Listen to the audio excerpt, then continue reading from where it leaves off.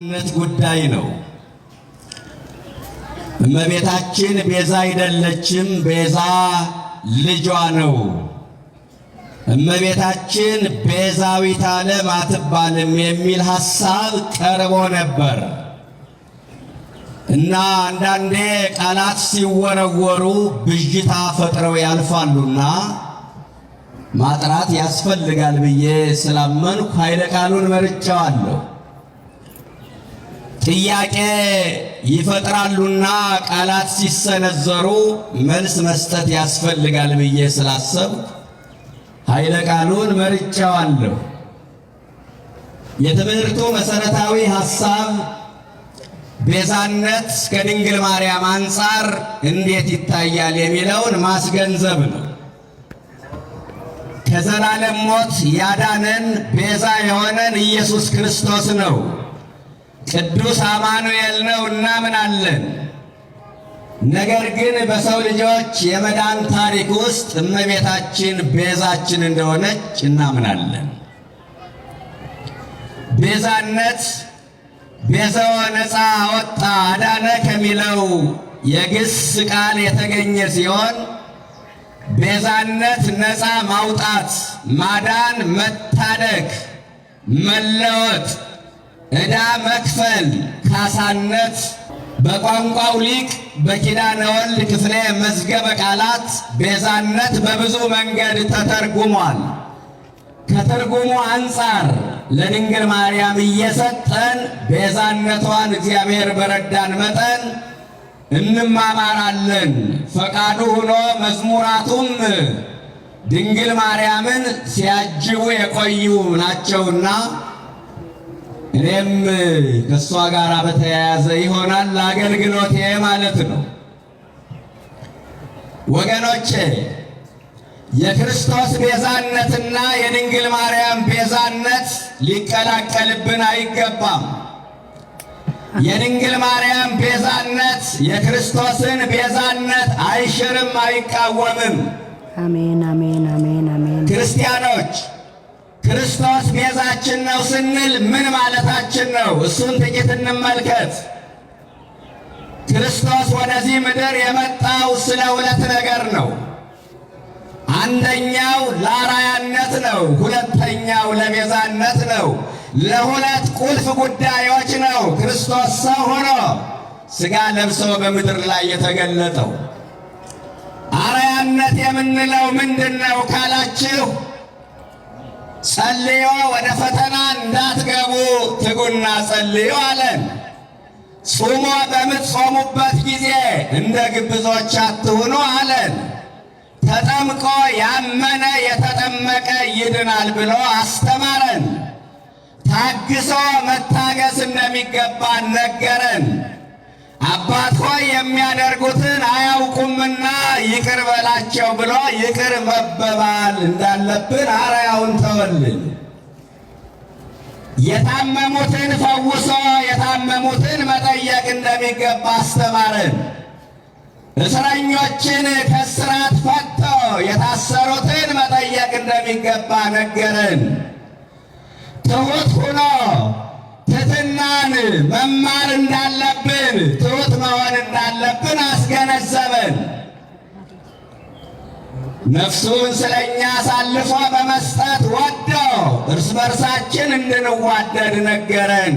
ይሄ ምን ይባላል ካላችሁ፣ አርአያነት ይባላል። ሁለተኛው ወደዚህ ምድር የመጣው ለቤዛነት ነው። አካላችን አካሉ፣ ባህሪያችን ባህሪው አድርጎ እኛ መቀበል የሚገባንን መከራ እሱ ተቀብሎ አድኖናል። ቤዛነት ማለት ይህ ነው። እኛን ወክሎ እኛን ተክቶ በእኛ ተገብቶ እኛ መክፈል የሚገባንን ዋጋ እሱ ከፍሎ እኛ መስራት የሚገባንን ሥራ እሱ ሰርቶ እኛ መቀበል የሚገባንን መከራ እሱ ተቀብሎ አድኖናል። ክርስቶስ ቤዛችን ነው ስንል ይሄ ነው። ክርስቶስ ቤዛችን ነው ስንል ማንም የማያደርገውን የእኛን ነፍስና ሥጋ ነስቶ አድኖናል ማለታችን ነው። ክርስቶስ ቤዛችን ነው ስንል ስለ እኛ ተላልፎ ተሰጥቷል ማለታችን ነው። ክርስቶስ ቤዛችን ነው ስንል በመስቀል ላይ ተሰቅሎ ሥጋውን ቆርሶ ደሙን አፍስሶ በአዳም በኩል የመጣብንን መርገመ ነፍስ አስወግዶልናል ማለታችን ነው። የጥል ግድግዳውን አፍርሶልናል ማለታችን ነው። ክርስቶስ ቤዛችን ነው ስንል ስለኛ ተላልፎ ሙቶልናል፣ ሞትን በሞቱ ደምስሶልናል ማለታችን ነው። የክርስቶስ ቤዛነት በደሙ ዋሽቶ በሞት የተደረገ ቤዛነት ነው። የክርስቶስ ቤዛነት በመወለድ መስቀል ላይ ተሰቅሎ ሥጋውን በመቁረስ ደሙን በማፍሰስ የተጠናቀቀ ቤዛነት ነው። የክርስቶስ ቤዛነት ምዕመናን ከብዙ በጥቂቱ ሌላውን ሐሳብ እንዳይሸማኝ ይህን ያህል ከተናገርኩ የድንግል ማርያም ቤዛነት ኋላ በዝርዝር እንመጣበታለን። በመውለድ ልጇን ይዛ ወደ ግብፅ በመሰደድ ኋላም መስቀሉ ስር ተገንታ የመከራው ተጋፋይ በመሆን ቤዛነቷ ተጠናቀቀ። ለእኛ ለልጆቿ ለኃጥአን በመማለድ የሚከናወን ቤዛነት ነው የድንግል ማርያም ቤዛነት። ቤዛነት ከድንግል ማርያም አንጻር እንዴት ይታያል? አንድ 7 ነጥቦችን ላሳያችሁ። ስንት ነጥቦችን? አንደኛ፣ ድንግል ማርያም ቤዛነቷ የሚጀምረው ኦርቶዶክሳውያን ከንጽሕናዋ ነው። ለምን ሌላ ቦታ ትሄዳላችሁ? አንድ ነገር ልንገራችሁ ምዕመናን። አንድ የተከበረ እንግዳ ወደ ቤታችሁ ቢመጣ ምን ያስፈልገዋል? ንገሩኝ እስቲ። የተከበረ ቤት ያስፈልገዋል። የተከበረ ማረፊያ ያውም ንጹሕ ቤት ያስፈልገዋል። እናንተ እና ከ7ቱ ሰማያት የመጣውን እንግዳ ማን ተቀበለው? ማን ተቀበለው? የተዋህዶ ልጆች ድንግል ማርያም። እሱን እንመጣበታለን። ሰማይን ለዘረጋው ጌታ ምን አይነት አዳራሽ ሰርተን እናስተናግደዋለን? ዓለምን በእጁ ለያዘው ጌታ በምን ድንኳን እንወስነዋለን? ብርሃንን ለተጎናጸፈው ጌታ ምን አይነት መጋረጃ እንጋርድለታለን? ምድርን በውሃ ላጸና ምን አይነት ምንጣፍና ጉዝጓዝ አንጥፈን እንቀበለዋለን? መልሱ ምንም ነገር የለም ነው። ታዲያ ይህንን እንግዳ ማን ተቀበለው ካላችሁ፣ ንጽሕናን የተጎናጸፈች ቅድስናን የተጎዘጎዘች እንደ ፀሐይ ያበራች እንደ ጨረቃ የደመቀች ጸጋን የተመላች ነውር ያልተገኘባት ነቀፋ የሌለባት ንጽሕት አዳራሽ ድንግል ማርያም ተገኘችልን እላቸዋለሁ። እንግዳውን ለመቀበል እግዚአብሔርን ያስተናገድንባት ንጽሕት አዳራሽ ድንግል ማርያም ናት።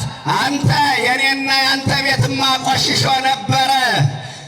በንጽሕት አዳራሽ ግን ከሰማይ የመጣውን እንግዳ ተቀበልነው። የኔና ያንተ ቤትማ መርገም ሞልቶበት ነበረ። ብሩክት ቤት እርሷን አገኘን። የእኛ ቤት ባዶ ነበረ፣ ምንም ነገር አልነበረውም። ጸጋን በተመላሽ ቤት ግን እንግዳውን አሳደር ነው። እግዚአብሔርን ያስተናገድንባት ንጽሕት አዳራሽ ድንግል ማርያም ናት። እመቤታችን ንጽሕት አዳራሽ ሁና ባትገኝ ኖሮ ያንን እንግዳ ማን ይቀበለው ነበረ? ማንም። ማን ይቀበለው ነበረ? የተዋህዶ ልጆች፣ የኔና የእናንተ ቤት እንደሆነ እንግዳውን ለመቀበል የሚያስችል አቅም የለው፣ ብቃት የለው፣ ዝግጅት የለው። የኔና ያንተ ቤት እንግዳውን ለመቀበል ቆሽሿል። እሱን የሚያሳድር ንጹሕ ቤት አልነበረም። ይቺ ንጽሕት አዳራሽ ግን ከሰማይ የመጣውን እንግዳ መድኃኔዓለምን ተቀበለችልን እላቸዋለሁ ወገኖቼ። ቤዛነቷ የሚጀምረው የት ነው ካልከኝ፣ ከንጽሕናዋ ነው። ቤት የምንላት አንደኛ ከንጽሕናዋ ነው።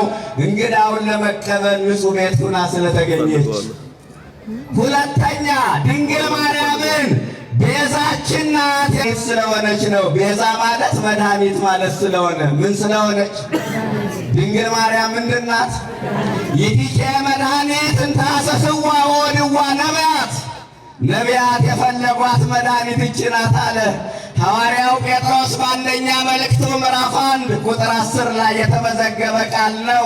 ነቢያት የፈለጓት መድኃኒት፣ በትንቢት የፈለጓት፣ በሱባኤ የፈለጓት፣ ቅኔ የተቀኙላት፣ ምሳሌ የመሰሉላት፣ በጾም በጸሎት ደጅ የጠኗት፣ የተንከራተቱላት፣ ዋጋ የከፈሉላት መድኃኒት እሷ ድንግል ማርያም ነች።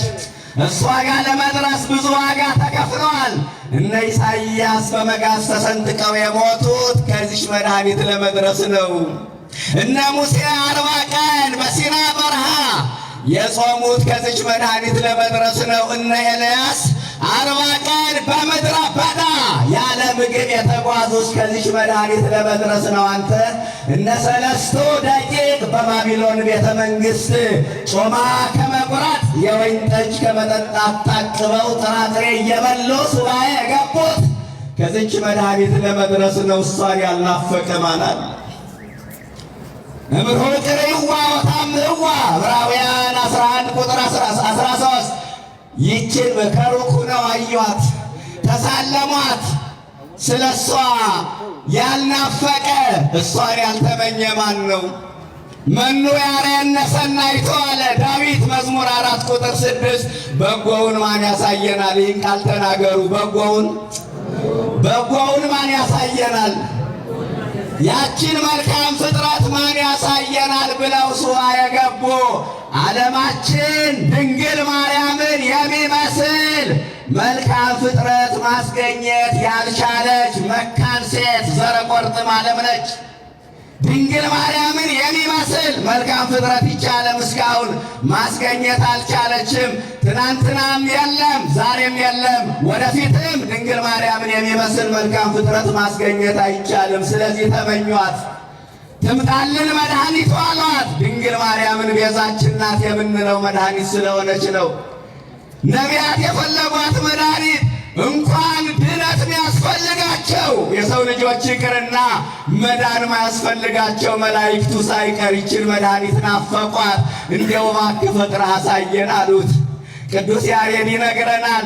ፈጥረህ አሳየን አሉት እግዚአብሔርን። መላእክቱ ተሰብስበው ሚካኤል መልአክ ክንፍ ላይ ስሎ ገና ወደዚህ ዓለም ሳትመጣ አሳያቸው።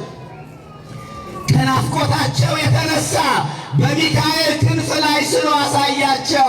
የደመና መጋረጃ ሸፈናት አለ ቅዱስ ያሬድ። ምን ማለት ነው? በደመና የተሸፈነ ነገር አይታይም። ፀሐይ በደመና ብትከለል ማን ያያታል? ገና ወደዚህ ዓለም ያልመጣች በሥጋ ያልተገለጠች ከሐና ማኅፀን ከኢያቄም አብራክ ተከፍላ ያልመጣች መሆኗን ለመግለጥ የደመና መጋረጃ ሸፈናት አለ። የደመና መጋረጃ ምን ልላችሁ ፈልጌ ነው? እንኳን የሰው ልጆች መዳን ማያስፈልጋቸው መላእክቱ ሳይቀር ድንግል ማርያም እናፈቁ። ለምን መድኃኒቱን ፈለጉ? ነቢያት በሽተኞች ናቸዋ። የአዳም ኃጢአት የውርስ ኃጢአት ሆኖ 5500 ዘመን እንደ ተላላፊ በሽታ ከትውልድ ወደ ትውልድ ሲተላለፍ ኑሯል። ይህንን በሽታ ማስወገድ አልቻሉም ነቢያቱ። እንግዲህ እኮ ሕዝቡን ከጊዜያዊ መቅሰፍት ታድገውታል፣ ከወረርሽኝ አድነውታል። በአዳም በኩል የገባውን የኃጢአት በሽታ ግን ማን ጀግናው ማን ወንዱ ያስወግደው? ማን ያስወግደው? የተዘጋውን ገነት ማስከፈት አልቻሉም። የተነጠቅነውን ርስት ማስመለስ አልቻሉም። ብዙሃን ነቢያት ሞቱ፣ ወአልቦ ዘበቋ ሞቶሙ። ብዙ ነቢያት ሞቱ፣ በመሞታቸው ሕይወትን ማምጣት አልቻሉም። ስለዚህ ለበሽታቸው ፈውስ አንድ መድኃኒት አስፈለገችና ይህች መድኃኒትን ታሰስዋ ወልዎ ነቢያት። ነቢያት ይችን መድኃኒት ፈለጓት። አንድ መድኃኒት ተገኘች፣ መርገመ አዳም ያላረፈባት፣ የአዳም የባህሪ ጉስቁልና ያልደረሰባት፣ በሽታው ያላገኛት አንዲት መድኃኒት ተገኘች። እሷም ክብር ይግባት እናታችን ድንግል ማርያም ናት። እመቤታችን ቤዛችን ናት የምንላት የውርስ ኃጢአት ስለሌለባት መርገመ አዳም ስላላረፈባት በአዳም በኩል የገባው የኃጢአት በሽታ እሷ ጋር ስላልደረሰ ስላላገኛት በዚህ በሽታ ስላልታመመች ድንግል ማርያምን ቤዛችን ናት እንላታለን። ሶስተኛ እመቤታችን ቤዛዊት ዓለም የምንላት የመድኃኒት መገኛ ስለሆነች ነው። ምን አልኳቸው? የመድኃኒት መገኛ መድኃኒት ብትባል የሞት መድኃኒት ክርስቶስን ወልዳ ድንግል ማርያም መድኃኒት ብትባል አይንነቃችሁ። እንዲያው መድኃኒት የሚቀመመው ከእጽዋት ነው እና መድኃኒቱ የተቀመመባት ዕፀ ሕይወት እኮ ድንግል ማርያም ነች። ኧረ አባ ዘጊዮርጊስ እንዲህ ብሎ ነገረን በመጽሐፈ ምስጢር። እናንተ በጣም ይገርመኛል። ከሰው መድኃኒት መቀመም አይቻልም ነበረ። ከአንድ ሰው ግን መድኃኒት መቀመም አስፈለገ። ኢምፀ ገዳም ወይም ደመ እንስሳ ወአራዊት አላት ዘወፃት በማውቄሁ ለሰሎሞን አላት። ከእንስሳት ደም አይደለም መድኃኒቱ የተቀመመው፣ ከአራዊትም ደም አይደለም፣ ከእጽዋትም አይደለም። ከሰሎሞን አብራክ ከተከፈለች ከአንዲት ታናሽ ብላቴና መድኃኒቱ ተቀመመ አለ። አቃቤ ሥራይ መጽሐፍ ሰማያት አለ። ርቱዕ ሃይማኖት ደግሞ ወጸፈ ውስተ ረክበትም ቤተ ዳዊት። መድኃኒት ቀማሚው መለኮት ከሰማይ ወደ ምድር መጣ። መድኃኒቱ የሚቀመምባት ዕፀ ፈውስ ድንግል ማርያም ደግሞ ከዳዊት ዘር ተገኘችልን አለ። የተዋህዶ ልጆች ከዳዊት ዘር ተገኘችልን። ድንግል ማርያምን ቤዛችን ናት የምንለው መድኃኒቱ የተቀመመባት ዕፀ ሕይወት ስለሆነች። ስንተኛ ነን? አራተኛ ድንግል ማርያምን ቤዛችን ናት የምንለው ካሳችን ስለሆነች ነው። ምን ስለሆነች? አሁን ከቤዛነት አንጻር ነው ትርጉሙን፣ የቤዛን ትርጉም ለድንግል ማርያም ሰጠን እያየን ነው። የትምህርታችን ርዕስ ምንድን ነው? ቤዛነት። አራተኛ ድንግል ማርያምን ቤዛችን ናት የምንለው ካሳችን ስለሆነች ነው። ቤዛ ማለት ካሳ ማለት ስለሆነ ድንግል ማርያም እኮ ካሳችን ናት። የሔዋን ካሳ ትባላለች። ሊቃውንቱ የአዳምን ካሳ ለጌታ ሰጠው ይተረጉማሉ። የድንግል ማርያምን ካሳ ለሔዋን ሰጠው የሔዋንን ካሳ ለድንግል ማርያም ሰጠው ይተረጉማሉ። ተፈሥሒ መድኃኒታ ለሔዋን የሔዋን መድኃኒቷ እመቤታችን ተፈሥሒ ደስ ይበልሽ አላት። ሔዋን ላፈረሰችው ድንግልና እመቤታችን በድንግልናዋ አጋንንትን ለሰማችበት ጆሮዋ ድንግል ማርያም ስብሐተ መላእክትን በመስማት ካሰችን። ሔዋን ምክንያተ ስህተት ነበረች። ድንግል ማርያም ምክንያተ ድነት በመሆን ካሰችን። ሔዋን የሰጠችን ፍሬ ከገነት ሚያስወጣ ሞትን ሚያመጣ ነበረ። ድንግል ማርያም የሰጠችን ፍሬ ተበልቶ ተጠጥቶ የዘላለም ሕይወትን የሚያሰጥ ገነት የሚያስገባ ሆነ። ሔዋን ኃጢአትን በመጽነስ ሞትን ወለደች። ድንግል ማርያም ሕይወትን በመጽነስ ትንሣኤን በመውለድ ካሰችን። በሔዋን ምክንያት ውርደት ገጠመን። እመቤታችን ክብረ ኩሉ ዓለም የዓለም መክበሪያ ሁና በመገኘት ካሰችን። በሔዋን ምክንያት በሰውና በእግዚአብሔር መካከል የነበረው ግንኙነት 5500 ዘመን ተቋረጠ። እመቤታችን ሰውና እግዚአብሔር ያገናኘች መሰላል በመሆን ካሰችን። በሔዋን ምክንያት ተስፋችን ተሟጠጠ። በድንግል ማርያም የተቆረጠው ተስፋ ተቀጠለ። ሔዋንን ትውልድ ሁሉ ሲወቅሳት ይኖራል። እመቤታችን ትውልድ ሁሉ ብፅዕት እያላት ይኖራል። የሔዋን ካሳ የምንላት ለዚህ ነው። ሰሎሞን ምን አለ? በመኃልየ መኃልይ ምዕራፍ 6 ቁጥር 9 ላይ አሐቲ ይእቲ ወኅሪት ለእንተ ወለደታ፣ ለእናቷ አንዲት ናት ለወለደቻትም የተመረጠች ናት አለ። እናቷ ማን ናት? ኧረ ተው፣ ያለ ምክንያት ጥያቄውን አላነሳውም። ለወለደቻት እያለ ቀጥሎ ያችንስ ለማን ልትሰጡን? የወለደቻት ማን ናት? ሐና። እናቷ የተባለችስ? የሁላችሁ ጉባኤ ይዘረጋል፣ ወንጌል እንማራለን። አንዳንዴማ ለምን ለሔዋን አንዲት ናት። እናቷ የተባለች ሔዋን ናት። ለእናቷ አንዲት ናት ማለት ለሔዋን አንዲት ናት። እናንተ ሔዋን እኮ ብዙ ልጆች አሏት። መጽሐፈ መቃብያን ደግሞ እንዲያውም በጣም ብዙ ልጆች አባቶቻችንም በትውፊት ቢናገሩት አለ። በርካታ ልጆችን ሔዋን ወልዳለች። እነዛ ሁሉ ልጆች ምክንያተ ድኅነት ሊሆኗት አልቻሉም። እመቤታችን ብቻ ምክንያተ ድኅነት ስለሆነቻት ለእናቷ ለሔዋን ስንት ናት? አንዲት ናት። ለሔዋን አንዲት፣ ለእግዚአብሔር አንዲት፣ ለሐና አንዲት፣ ለኢያቄም አንዲት፣ ለፍጥረት አንዲት። ኧረ ክብርና ምስጋና ይድረሳት። መተኪያ የላትም። ብዙ ቢወልዱ ብዙ ነው ጉዱ፣ ከተባረከ ይበቃል አንዱ።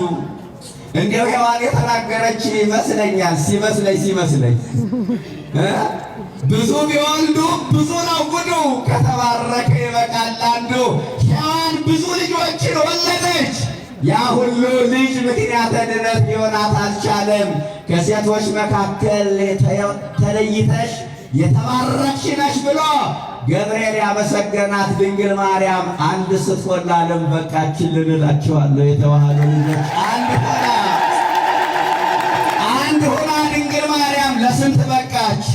ለዓለሙ በቃች። አንዲት ዘር ወደዚህ ዓለም ማትመጣ አንተ የምን ይውጥህ ነበረ? ምን ይውጠን ነበረ? ኢሳይያስ እንዲህ አላት፣ አሸናፊ እግዚአብሔር ዘርም ባያስቀርልን ኖሮ እንደ ሰዶም በሆነ ገሞራን በመሰልነ ነበረ። ዕጣ ፈንታችን ድንግል ማርያም ባትመጣ ኑሮ የሰዶም ዕጣ ፈንታ ይደርሰን ነበረ። አንዲት ዘር ነው ያላት። ኢሳይያስ ቢገርመው በንጽሕት ዘር መስሎ ስለ እመቤታችን ያወራል። ለምን ንጽሕት ዘር አላት? ገበሬ በረሃብ ይሞታል እንጂ ዘሩን ቆልቶ አይበላውም። እኔ ገጠር ልጅ ነው ያውቀዋለሁ። ገበሬ ረሃብ ይሞታታል እንጂ ዘሩን ቆልቶ አይበላም። ዘሩን ከበላ ያረሰው መሬት ሳይዘራበት ማሳው ባዶውን ይከርማል። ልጆቹ በረሃብ ይወድቃሉ። ስለዚህ መልካሙ ገበሬ ቅዱስ አማኑኤል እንዳንራብ ረሃበ ሥጋ ረሃበ ነፍስ እንዳይገጥመን አንዲት ንጽሕት ዘር አስቀረልን። እሷም ክብር ይግባት እናታችን ድንግል ማርያም ናት። ድንግል ማርያም የሔዋን ካሳ ስለሆነች ምናችን ናት? ቤዛችን ናት። ስንተኛ ነኝ? አምስተኛ ድንግል ማርያምን ቤዛችን ናት የምንለው ዋጋ ስለከፈለችልን። ምን አልኳችሁ? ቤዛ ማለት ዋጋ መክፈል ማለት ስለሆነ ትርጉሙ ምን ስለከፈለችልን? ድንግል ማርያም በነገረ ድነት ዋጋ አልከፈለችም። ምእመናን፣ ዓለም በመርገም ሲቆሽሽ ራሷን በንጽሕና አዘጋጅታ የተገኘች እናት ድንግል ማርያም አይደለችም? ምእመናን ናት እንጂ እናንተ ይኩነኒ ብላ እኮ ስትቀበል ነው ነገረ ድነት የተጀመረ። የሉቃስ ወንጌል ምዕራፍ 1 ከቁጥር 26 ጀምሮ እንዲሁ ዝም ብዬ በግርድፉ በዳሰሳው ላንሳ። መልአኩ ገብርኤል ወደ እመቤታችን መጣ። ይኩነኒ ላይ ለመድረስ ጥቂት ሐሳቦችን ላንሳ። ዝም ብዬ ጠንከር ያለ ሐሳብ ወደዛ አልገባም፣ በጣም ሰፊ ትምህርት ስለሆነ እና ቅዱስ ገብርኤል ወደ እመቤታችን መጣ። ባጭሩ እጅ ነሳ፣ ሰላምታ አቀረበላት። ምን አላት? ጸጋን የተሞላሽ ሆይ ደስ ይበልሽ አላት። ምልዕተ ጸጋ ተብላ የተመሰገነች ሴት ትናንትና አልነበረችም፣ ዛሬ የለችም፣ ወደፊትም አትኖርም። ለድንግል ማርያም የተሰጠው ጸጋ የማይደገም ጸጋ ነው። የሴትነት ችሎታ አይደለም፣ የሴትነት ወግም አይደለም። የሴትነት ወጉማ ልጅ መጽነስ ነበረ። አዳኝን እኮ መጽነስ አይቻልም ነበር እናንተ። የሴትነት ወጉማ ልጅ መውለድ ነበረ። አምላክን መውለድ ግን አይቻልም ነበር። በዓለም ላይ ትልልቅ ሴቶች ተነስተዋል። ነቢይ ወልደዋል፣ ጳጳስ ወልደዋል፣ ጻድቅ ወልደዋል፣ ሰማዕት ወልደዋል። እመቤታችን ጸጋዋ ልዩ ነው። አምላክን ወልዳለችና፣ የተዋህዶ ልጆች አምላክን ወልዳለችና ጸጋን የተሞላሽ ኧረ ሙሉ ጸጋ ለሰው ተሰጥቶ አያውቅም። እናንተ ጳውሎስ በአንደኛ ቆሮንቶስ ምዕራፍ 12 ቁጥር 8 ላይ ለአንዱ በጥበብ በመንፈስ ቅዱስ ጥበብ ይሰጠዋል፣ ለአንዱ በመንፈስ እውቀት ይሰጠዋል፣ ለአንዱ በመንፈስ ድውይ መፈወስ ይሰጠዋል፣ ምልክት ማሳየት፣ አጋንንትን ማባረር ይሰጠዋል ብሎ የጸጋ ስጦታዎችን ይናገራል። ለድንግል ማርያም የተሰጠው ጸጋ ምንድን ነው? ትንቢት መናገር ነው፣ አጋንንትን ማባረር ነው፣ ምልክትን ማሳየት ነው፣ መተርጎም ነው፣ ማመስፈር ነው፣ መቀኘት ነው። ለድንግል የተሰጠው ጸጋ ምንድን ነው? ገብርኤል ቢቸግረው 1 2 3 4 5 6 7 እያለ መዘርዘር ቢቸግረው ጸጋን የተሞላሽ ብሎ እንዲያው በድፍኑ ጸጋን የተሞላሽ ነሽ አላት። ጸጋን የተሞላሽ ነሽ። መዘርዘር አይቻልም የመብርሃንን ጸጋ። በጣም የሚገርመኝ ግን ምን እንደሆነ ታውቃላችሁ? በዚህ ሁሉ ጸጋ ሙሉውን ትሕትናዋን ሳስብ ይደንቀኛል። እኛ ወይ በኑሮ ወይ በኢኮኖሚ ወይ በስልጣን ወይ በሆነ ነገር ብቻ አንድ የሆነ ነገር ካለን ትዕቢታችን አይጣል ነው፣ ኩራታችን ሁሉንም ጸጋ ይዛ ትሕትናዋ ግን ከአእምሮ በላይ ነው። ሀብት ቢባል እመቤታችንን ያክል ባለ ሀብት የለም። ወሀብተ ሰማያት ለማርያም ድንግል፣ ያውም ሀብቷ ምድራዊ አይደለም። ሰው ገደል በሚገባ መኪናው በሚወድመው ንብረቱ በሚደረመሰው ቤቱ ይኮራል። ድንግል ማርያም ግን የሰማይ ሀብት ይዛ አልታበየችም። ለገብርኤል ብስራት ተሰጠው፣ ለሚካኤል ምሕረት ተሰጠው፣ ለሙሴ ሕግ ተሰጠው፣ ለአሮን ክህነት ተሰጠው አለና ቅዱስ ባስልዮስ እመቤታችን ጋር ሲደርስ ሙሉ በሙሉ አረፍተ ነገሩን ቀየረውና ወሀብተ ሰማያት ለማርያም ድንግል፣ ለማርያም ግን የሰማይ ሀብት ተሰጣት አለ። ለሙሴ የተሰጠው ጸጋ ሰማያዊ ነው አይደለም? ለአሮን የተሰጠው ክህነት ሰማያዊ ነው አይደለም? እና ታዲያ ለምንድነው እመቤታችን ጋር ሲደርስ ለይቶ ለማርያም ግን አለ የሰማይ ሀብት ተሰጣት? ምን ማለት ነው?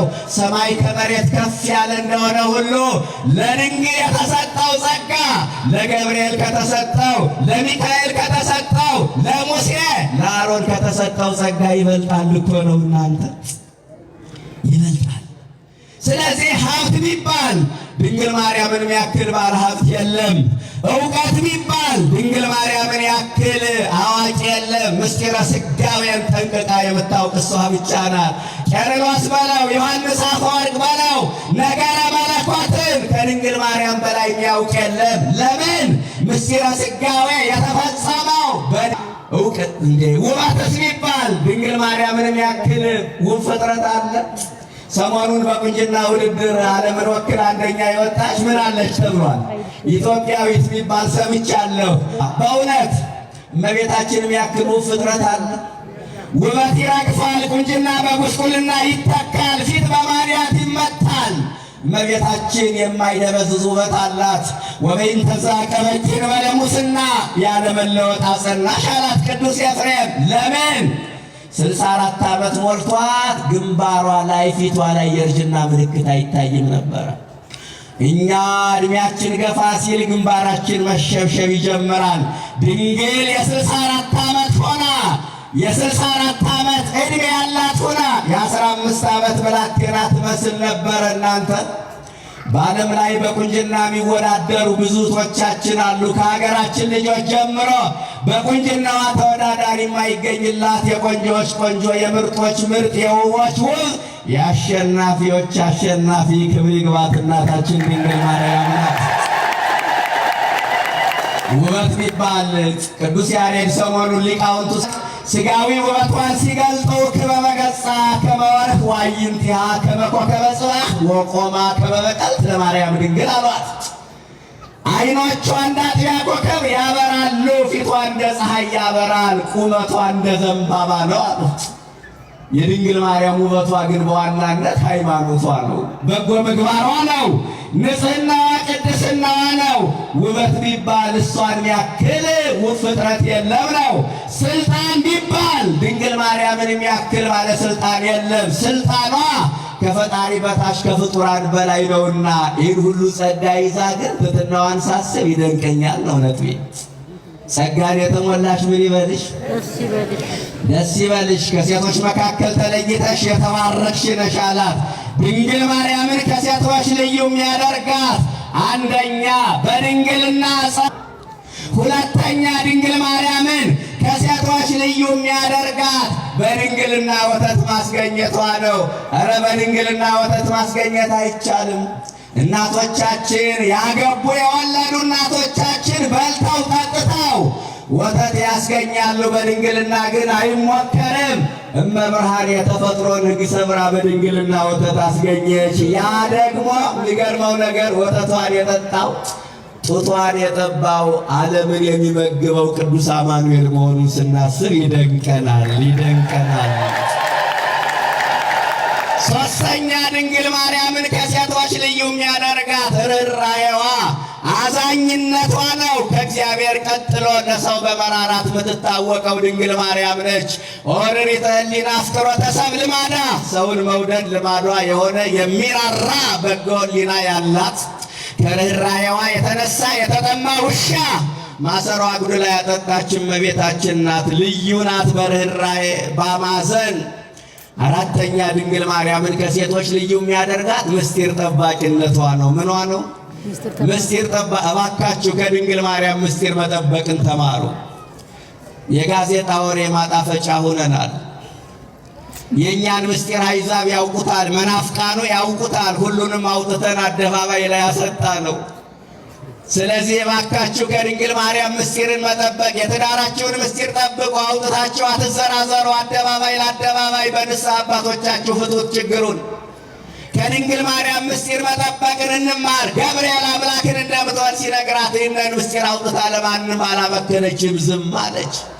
ሌላው ድንግልን ከሴቶች ልዩ የሚያደርጋት ትሕትናዋ ነው። ቅዱስ ገብርኤል አምላክን እንደምትወልድ ሲነግራት የእግዚአብሔር ገረዱ አገልጋዩ አለሁ። እንኳን አምላክን እንደምትወልድ የተነገራት ሴት ይቅርና ንጉሥ እንደምትወልድ የተነገራት ሴት በትዕቢት መኮፈሷ ይቀራል። ምእመናን እንኳን የእግዚአብሔር መልአክ የተናገራት ሴት ይቅርና ጠንቋይ ያሟረተላት ሴት ኧረ መያዣ መጨበጫ ነው የምታጣው። እመቤታችን ግን ይሁንልኝ ከማለት በስተቀር የድፍረት ቃል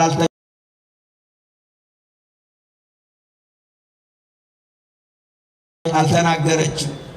በሆዷ የተሸከመችው ንጉሥ ግን ትሕትናዋን አይቶ የሰማይና የምድር ንግሥት አደረጋት። ድንግል ማርያምን የሰማይና የምድር ንግሥት እና ከሴቶች መካከል ተለይተሽ የተባረክሽ ነሽ አላት። ከዛ ከቃሉ አነጋገር የተነሳ ደነገጠች። ልተወው እሱን ጊዜ ይሰዳል፣ ምን አይነት ሰላምታ ነው ብላ በልቧ አሰበች። ማርያም ሆይ አትፍሪ፣ በእግዚአብሔር ፊት ጸጋን አግኝተሻል፣ ትጸንሻለሽ፣ ትወልጃለሽ፣ ስሙን ኢየሱስ ትይዋለሽ አላት። እስካሁንም መብርሃን መልስ አልሰጠችም። እሷ ብዙ በመስማት ጥቂት በመናገር ነው የምትታወቅ። ምን አልኳችሁ? ብዙ በመስማት ጥቂት በመናገር ነው መብርሃን የምትታወቀው። በዓለም ላይ ሳለሽ የሚገርማችሁ ነገር እንኳን ክፉ ነገር ልታወራ ቀርቶ መልካም ነገር የተናገረችበት ቀን በጣም ውሱን ነው። የእሷ ንግግር ይሁንልኝ ነው። ሌላ ምን ታውቃለች? የእሷ ንግግር ያላችሁን አድርጉ ነው። ሌላ ምን ታውቃለች መብርሃን? አሁን ግን ማታልፈው አንድ ነገር ገጠማት። መቼስ ትወልጃለች ሲባል መልስ መስጠት ያስፈልጋል። ወንድ ስለማላውቅ እንዴት ይሆንልኛል አለች። እማይታለፍ ነዋ። ድንግል አንደበተ ቁጥብ ናት። ሔዋን ምስጢር አውጥታ ጥፋት ምክንያተ ጥፋት ሆነችን። ድንግል ማርያም ምስጢር ጠብቃ ምክንያተ ድነት ሆነችን። በቃ ንግግሯ ሁሉም እመቤታችን ሰላማዊ ነው። ቅዱስ ያሬድ መግለጫ ቃላት ቢያጥረው ወኩሉ ነገራ በሰላም ንግግሯ ሁሉ ሰላማዊ ነው። ማዛፉሃ ከመኮላላት ካፏ የሚወጣው ንግግር እንደ እንኮይ ይጣፍጣል ይላታል ቅዱስ ያሬድ። መግለጫ እያጣ ድንግል ማርያምን መግለጫ እያጣላት እና ማታልፈው ነገር ገጠማት። ትወልጃለች ሲላት ወንድ ስለማላውቅ እንዴት ይሆናል አለች። ወንድ የማወቅ ልጅ የመውለድ ሐሳቡም ፍላጎቱም እንደሌላት የሚያሳይ ቃል ነው። ምክንያቱም እሷ ድንግል በሥጋ ወድንግል በሕሊና ነቻ። በሐሳብ ድንግል ነች፣ በሥጋ ምንድን ነች? ድንግል ነች እመቤታችን። በሥጋ ድንግል መሆን ይቻል ይሆናል እስከሚያገቡ አንዳንድ እግዚአብሔርን የፈሩ ሰዎች ሊኖሩ ይችላሉ። በሐሳብ ድንግል ግን መሆን አይቻልም። በሥጋ ድንግል መሆን ይደንቃል፣ በሐሳብ ድንግል መሆን ይረቃል። ለመላእክትኒ ተክሎሙ ድንጋሌ ሕሊና፣ ለመላእክት እንኳ በሐሳብ ድንግል መሆን አልተቻላቸውም። አምላክነትን ሽተው ከሰማይ ወደ ምድር ወርደዋልና ኃጢአት በሌለበት ዓለም መላእክት እየኖሩ የወደቁትን ነው ምላችሁ። በሐሳብ ከሚሰራ ኃጢአት ንጹሐን አልነበሩ። እመቤታችን ኃጢአት እንደ ጉም በከበበው ዓለም እየኖረች በሐሳብ ከሚሰራ ኃጢአት ንጽሕት ነበረች። ወንድ ስለማላውቅ እንዴት ይሆናል? እሷ ድንግል ሆና መኖር ነው የምትፈልገው። መድኃኔዓለም ከእሷ መወለድ ይፈልጋል። ማይሳነው አምላክ ሁለቱን አደረገው። እናትም ድንግልም አደረጋት። እመቤታችን እናትም ድንግልም አደረጋት። እሱ አምላክ ወሰብ አይደለም ምእመናን፣ እሱ ሰውም አምላክም ነው። እናቱንም እናትም ድንግልም አደረጋት። ወንድ ስለማላውቅ እንዴት ይሆናል?